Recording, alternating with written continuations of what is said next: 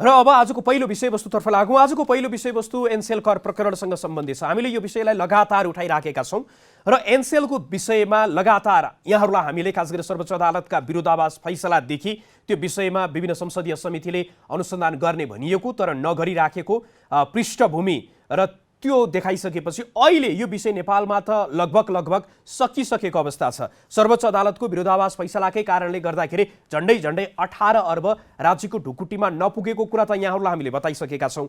अब जुन राजस्व सर्वोच्च अदालतको फैसलापछि एनसेलले तिरेको थियो उक्त राजस्व पनि फिर्ता लिनको लागि एनसेल यति बेला त्योभन्दा अगाडि नै सर्वोच्च अदालतमै मुद्दा भइराखेको समयमै ऊ आइसिएसआइडीमा पुगेको थियो। खास गरी वर्ल्ड ब्याङ्क अन्तर्गत रहेको छ आइसिएसआइडी, जसले चाहिँ लगानी सम्बन्धमा देखिएका विवादहरूलाई चाहिँ निरूपण गर्ने काम गर्दछ।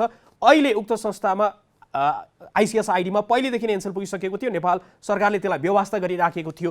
पछिल्लो समय नेपाल सरकार पनि त्यसको प्रतिवादमा पुग्ने भनिसकेपछि अब के हुने हो, त्यो फैसला कसरी त्यो विषय त्यहाँसम्म पुग्यो र आजको दिनमा नेपालका विभिन्न सङ्घ संस्थाहरूको गैरजिम्मेवारीपनले गर्दाखेरि कतै भोलिको दिनमा उक्त फैसला आउँदै गर्दाखेरि चाहिँ नेपालले हार्ने त होइन भन्ने कुरा पनि विभिन्न कोणबाट विश्लेषण भइराखेको छ।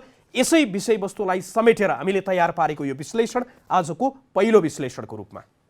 गत असोज 1 गते बसेको मन्त्री परिषद बैठकले एनसेल नेपाल र आजियाटा इन्भेस्टमेन्ट युकेले नेपाल सरकार विरुद्ध दर्ता गरेको मुद्दाको प्रतिरक्षा गर्ने निर्णय गरेको छ र प्रतिरक्षाको लागि टोली निर्माण गर्ने पनि सरकारको तयारी छ। जबकि सरकारले पहिलेदेखि उक्त मुद्दालाई बेवास्ता गर्दै आएको थियो। आजियाटा इन्भेस्टमेन्ट युके लिमिटेड र एनसेल प्राली भर्सेस संघीय लोकतान्त्रिक गणतान्त्रिक नेपाल मुद्दा बुझ्नको लागि 2076 जेठ 6 गते पुग्नुपर्छ।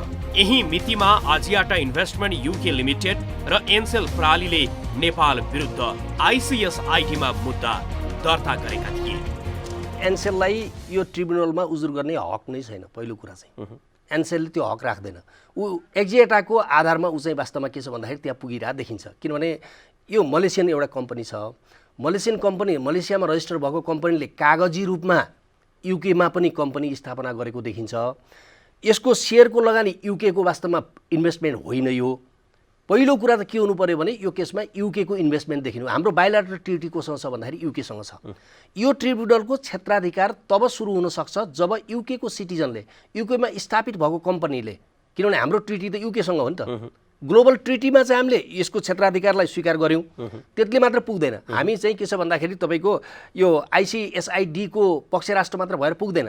हाम्रो बाइलेटरल ट्रिटी पनि चाहिन्छ वा अरू धेरै देशहरूसँग एकैचोटि मल्टिलाटरल ट्रिटी पनि चाहिन्छ। त्यसैले यो हाम्रो बाइलेटरल ट्रिटी युकेसँग छ।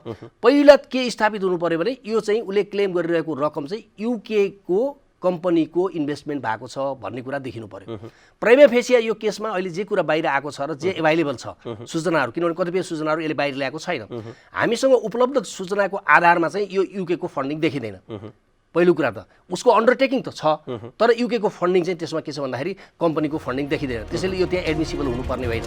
2076 जेठ 6 गते मध्यस्थताको लागि एनसेलले दिएको निवेदन आइसिएसआइडीका महासचिवले दर्ता गरे। 2076 साउन 7 गते एनसेलले डच नागरिक अल्बर्ट जान भान्डेनबर्गलाई आफ्नो मध्यस्थ नियुक्त गर्यो। 2076 भाद्र 3 गते एनसेलले नेपालको तर्फबाट नियुक्त हुने मध्यस्थ पनि आइसिएसआइडीको प्रशासनिक परिषद अध्यक्षले नियुक्त गरिदिन अनुरोध गर्दै अर्को निवेदन दर्ता गर्यो। किनकि त्यति बेलासम्म नेपालले आफ्नो मध्यस्थ नियुक्त गर्न अस्वीकार गरेको थियो।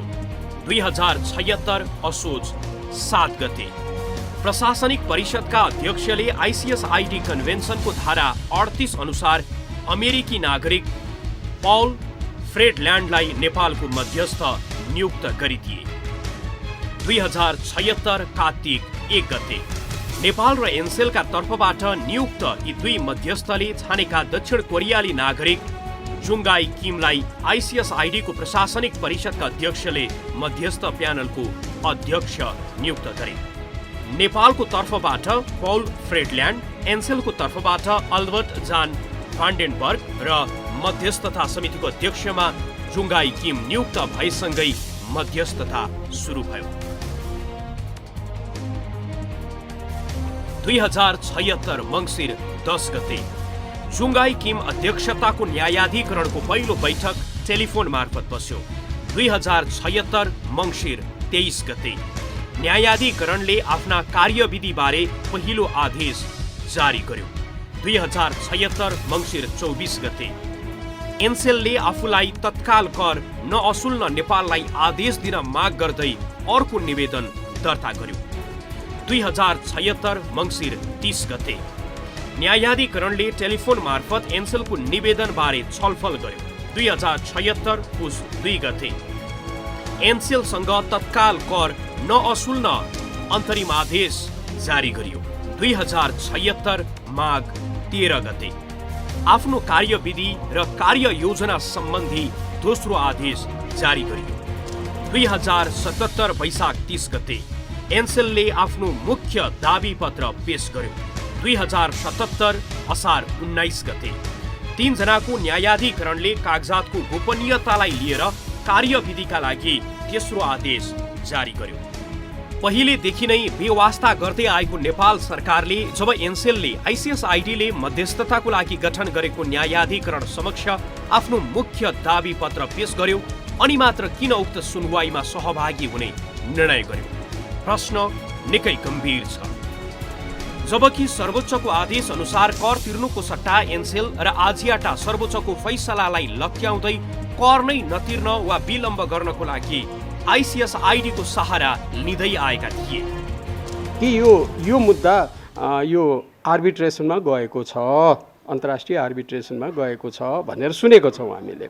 अब यस विषयमा के आधारमा गयो रे भन्ने सुनिएको, त्यसमा कि यो रेनोल्ड्स होल्डिङ जो छ जसले एनसेललाई होल्ड गर्छ 80%, त्यसले रेनोल्ड कम्पनी एक पाउन्डको कम्पनी बेलायतमा खोलेको छ अरे। त्यसको होल्डिङ भएको हुनाले, यो कम्पनी होल्ड गरे हुनाले बेलायत र नेपालको बीचको भएको सम्झौता अनुसार यो गएको अन्तर्राष्ट्रिय आर्बिट्रेसनमा गएको भन्ने सुनिएको छ।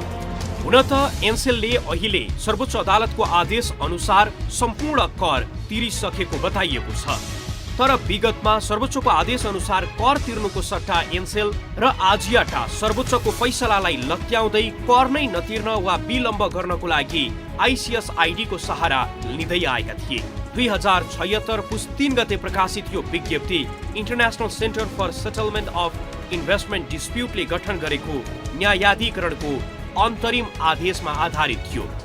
आजियाटाको जिकिर थियो कि नेपाल र बेलायत बीच 2 मार्च 1993 मा बहुपक्षीय लगानी सम्झौता भएको छ र त्यही सम्झौताकै आधारमा गठन गरिएको न्यायाधिकरणले ठूला करदाता कार्यालयको पत्र कार्यान्वयन नगर्न अन्तरिम आदेश दिएको छ, जुन सर्वोच्च अदालतको आदेश विपरीत थियो। किनकि एनसेलको पुँजीगत लाभकरको विवादमा मुख्य गरी 2 महत्त्वपूर्ण प्रश्न थिए। 1, कारोबार देश बाहिर भएको कारण नेपालमा पुँजीगत कर लाग्ने वा नलाग्ने, र 2, लाग्ने भए त्यो कर कसले तिर्ने। सर्वोच्चको फैसलाले यी दुवै प्रश्नको जवाफ दिइसकेको छ। सर्वोच्चको फैसलामा भनिएको छ कि कर नेपालमा लाग्छ र त्यो कर एनसेलले तिर्नुपर्छ। हुन त सर्वोच्चको आदेश अनुसार एनसेलले सबै कर बुझाइसकेको छ, तर ऊ विवाद अझै लम्ब्याइरहने मनस्थितिमा देखिन्छ। जबकि एनसेलको वास्तविक धनी आजियाटा मलेसियामा दर्ता भएको कम्पनी हो भने आजियाटा इन्भेस्टमेन्ट युके रेनोल्ड होल्डिङ्स खरिदका लागि बनाइएको कागजी कम्पनी मात्र। तर एनसेल भने नेपाल र बेलायत बीचको लगानी सुरक्षा सम्बन्धी सम्झौताको आड लिँदै कसरी हुन्छ तिरेको कर फिर्ता लिने दाउमा छ। अनि मलेसियन कम्पनी र त्यसपछि एनसेल नेपालमा भयो। मलेसियन कम्पनीले गरेको यो लगानीको हिसाबले एनसेलसँग त हकदैया नै छैन, त्यसलाई लोकस स्ट्यान्ड आई भन्छौँ हामी। उसले उसँग हकदैया छैन, त्यो ट्रिब्युनलले यो विषय हेर्ने क्षेत्राधिकार छैन। र त्यसपछि आएर अर्को कुरा के हो भने नेपालमा ट्याक्सको विषय, यो चाहिँ कुनै फरेन इन्भेस्टमेन्टको विषय होइन। यो चाहिँ के हो त भन्दाखेरि सरकारले लिनुपर्ने ट्याक्सको इस्यु हो। फरेन इन्भेस्टमेन्टमा दायाँ बायाँ भएको भनेर होइन। ट्याक्स त सरकारले लिन पाउने डोमेस्टिक जुरिस्डिक्सन हो। ट्याक्स चाहिँ इन्टरनेसनल लको विषय बन्न सक्दैन। एउटा प्रश्न हुनुपर्ने कुरा के छ भने ट्याक्स चाहिँ इन्टरनेसनल लको विषय बन्न सक्दैन। Tax is exclusively domestic jurisdiction international लको हिसाबले।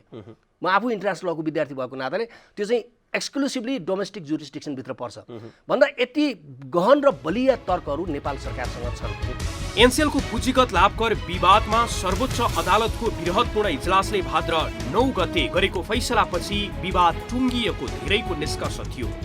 विवाद टुङ्गियो तर नेपालभित्र मात्र सर्वोच्चले फैसला गर्नु अघि नै एनसेलले आइसिएसआइडीमा दर्ता गरेको निवेदनको कारण विदेशमा भने मुद्दा बाँकी नै छ। अब नेपालले आइसिएसआइडीले गठन गरेको न्यायाधिकरण समक्ष प्रतिरक्षा गर्ने भएसँगै अब के हुने हो भन्ने आशंका पनि उठेको छ भने हाम्रो न्यायालय व्यवस्थापिका र कार्यपालिका माथि पनि प्रश्न उठेका छन्। प्रश्न नम्बर 1, सर्वोच्च अदालतले 2075 माघ 23 गते गरेको फैसला र 2076 भाद्र 9 गते गरेको फैसला बीच किन विरोधाभास भन्ने कोणबाट संसदको न्याय, कानून तथा मानवाधिकार समितिमा आवाज उठेको थियो र सांसद तथा नेकपाकै नेताले पनि एनसेलले थाहा पाएको मितिबाट मात्र कर तिर्नुपर्ने भन्ने सर्वोच्चको भाद्र 9 को फैसलाले गर्दा राज्यले 18 अर्ब राजस्व गुमाउनु परेको भन्दै छानबिन गर्नुपर्ने माग गरेका थिए। 18 अर्ब छुट पाए पनि एनसेल अहिले नेपाल विरुद्ध आइसिएसआइडीमा मुद्दा लडिरहेको छ। संसदको न्याय, कानून तथा मानवाधिकार समिति पछि किन चुप बस्यो? प्रश्न नम्बर 2, सर्वोच्चको बृहत्पूर्ण इजलासमा सम्मिलित न्यायाधीशले नै आफ्नो फैसलाको बचाउमा दैनिक पत्रिकामा आलेख लेखे, जसले न्यायाधीशको आचार संहिताको मात्र उल्लङ्घन गरेन, न्यायाधीशकै नैतिकतामाथि पनि गम्भीर प्रश्न उठाएको थियो। उता भाद्र 9 गते भन्दा अघि एनसेलको पुँजीगत लाभ कर विवादमै फैसला गर्दा एनसेलको पक्षमा फैसला गर्ने न्यायाधीश नै भाद्र 9 गतेको इजलासमा हुनु पनि शङ्कास्पद थियो। जुन न्यायाधीश माननीय न्यायाधीश हुनुहुन्थ्यो प्रकाश ढुङ्गानाजी, यदि मेरो सम्झना ठिक छ भने उहाँले पहिले यो डिभिजन बेन्चमा बसेर निर्णय गरिसके हुनाले उहाँले यो मुद्दा हेर्नै हुँदैन थियो र उहाँलाई तोकिए भए पनि उहाँले नैतिकताको आधारमा त्यो मुद्दा म हेर्दिनँ भन्नुपर्ने थियो। उहाँलाई बाधा दबाए पनि कमसेकम आफूले पहिले हेरिसकेको मुद्दामा त्यति नैतिकता त राखेर उहाँले त्यो मुद्दा हेर्दिनँ भन्नुपर्नेमा हाम्रै वकिलहरूले पनि सोधिएको रहेछ। मैले पहिले हेरेको हुँ, के छ तपाईँको भन्दा श्रीमानको उमाथि हामीलाई शङ्का छैन भनिएछ, तर वास्तविक रूपमा त्यो सोध्नुभन्दा पहिले आफैले त्यो मुद्दा नहेर्नुपर्ने थियो नैतिकताको आधारमा। प्रश्न नम्बर 3, एनसेल आइसिएसआइडीमा मुद्दा लिएर पुगेको छ भन्ने थाहा हुँदाहुँदै पनि उक्त मुद्दा फिर्ता नलिकनै एनसेललाई 18 अर्ब छुट दिई किन फैसला गरियो? एनसेल नेपालको संविधान अनुसार नै नेपालमा कारोबार गरिरहेको छ, तर उसले नेपालको सर्वोच्च न्यायालयले नै पुँजीगत लाभ कर विवाद टुङ्ग्याइसकेको अवस्थामा आखिर किन विषयलाई अन्तर्राष्ट्रिय मध्यस्थता गर्ने संस्था आइसिएसआइडीमा लयो र अहिले पनि कायम गरिरहेको छ? प्रश्न नम्बर 4, आइसिएसआइडीको फैसला वा आदेश नेपाललाई मान्य नहुने बताउने नेपाल सरकार अहिले किन प्रतिरक्षा गर्ने निर्णयमा पुग्यो? विगतमा आइसिएसआइडीले गरेका अन्तरिम आदेशलाई हेर्दा उसले नेपालका लागि पक्कै पनि कठिन अवस्थाको सिर्जना गर्न सक्ने धेरैको आकलन थियो, तर सरकार र स्वयं सर्वोच्च अदालत पनि यो विषयमा समयमै किन गम्भीर भएनन्? तर विडम्बना नेपाल सरकारलाई जब यसको निम्ति नोटिस जारी गरियो कि तिम्रो विरुद्धमा यस्तो यस्तो उजुरी परेको छ, तिम्रो भएको बेहोरा के हो लिएर चाहिँ यो ट्रिब्युनलमा आऊ भन्दा नेपाल सरकारले टेरपुच्छर लगाएन, नेपाल सरकारले सबमिसनै गरेन। उसलाई चाहिँ 20 डेजको टाइम दिएको थियो नेपाल सरकारले। त्यो 20 दिनको समयभित्र ऊ जान सक्थ्यो, ऊ गएन। अब अहिले त कतिसम्म भइरहेछ भने अहिले त तपाईँको अर्बिट्रेटर रोज्ने कुरामा पनि नेपालले अब सबमिसन नगरेपछि अर्बिट्रेटर रोजेन। अनि एउटा त निवेदकको अर्बिट्रेटर त्यहाँ छ, दोस्रो Nepal fail to make a submission, त्यसले के गरिदियो भन्दाखेरि उसले चाहिँ लुज गर्यो राइट, अर्बिट्रेटर नियुक्ति गर्ने राइट पनि लुज गर्यो, अनि उसैले नै नियुक्ति गर्दैछ अर्बिट्रेटर। हेर्नुहोस् है विडम्बना। प्रश्न नम्बर 5, एनसेलले कर तिर्न जुन विलम्ब गरेको थियो त्यो राजनैतिक शक्तिको आड र कर्मचारी संयन्त्रको सहयोग बिना सम्भव थिएन, किनकि विगतमा मन्त्री मात्र होइन प्रधानमन्त्री नै एनसेललाई कर छुट दिनका लागि खुल्ला नै लागेका थिए र कर्मचारी संयन्त्रका व्यक्ति पनि त्यसमा सहयोगीको भूमिकामा थिए भने एनसेल प्राली र आजियाटाका प्रतिनिधिको दौडधुप पनि निकै शङ्कास्पद थियो। त्यसको छानबिन हुनुपर्ने भन्ने निकायहरू अहिले किन मौन छन्? अहिले एनसेल जब आइसिएस आइडीमा पुगेर नेपाल सरकार पनि त्यहाँ प्रतिरक्षाको लागि पुग्नुपर्ने अवस्थाको सिर्जना हुनुमा को जिम्मेवार छन्, यसको पनि अनुसन्धान हुनु आवश्यक छ। हो, यिनै प्रश्नको जवाब आजको दिनमा आम नेपाली नागरिकहरू खोजिरहेका छन् र सरकार, संसद अनि सर्वोच्च अदालत सबैले आफ्नो भागका प्रश्नहरूको जवाब दिनु आवश्यक छ।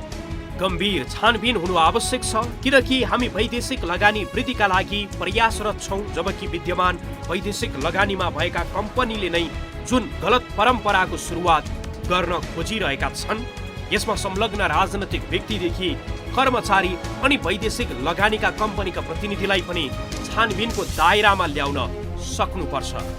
होइन भने यस्तो प्रवृत्ति फेरि पुनरावृत्त भइरहनेछ।